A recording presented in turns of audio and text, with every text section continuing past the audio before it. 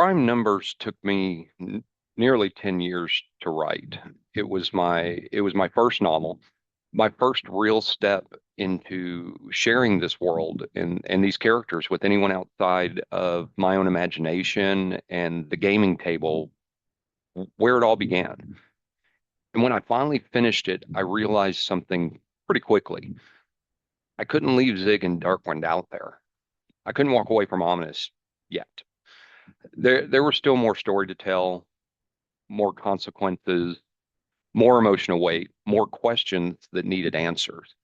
So almost immediately, I started writing the Darkwind Paradox. And I can honestly say that somewhere during the process of writing this book, I grew, not just as a writer, but as a storyteller. Prime Numbers will always hold a special place in my heart because it was the beginning of everything.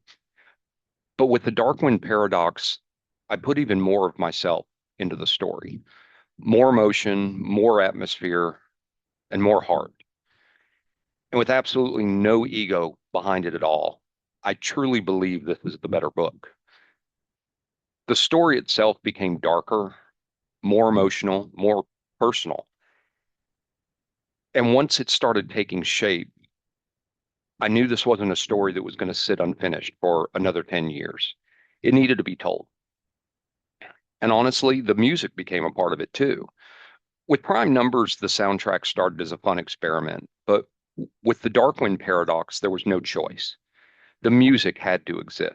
The atmosphere, the tension, the emotion of this story demanded sound.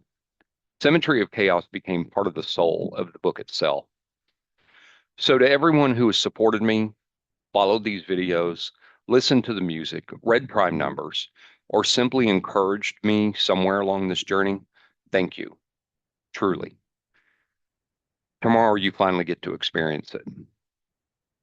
Welcome back to Ominous.